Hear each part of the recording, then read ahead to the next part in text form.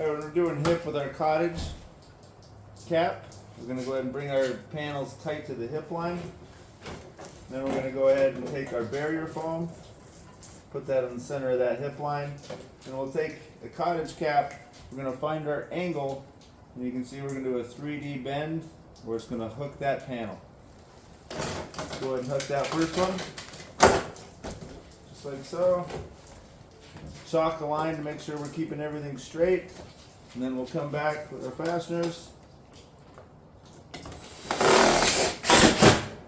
and make sure we don't over tighten or under tighten the cap, keeping it nice and flat. Then we'll just continue along our chalk line.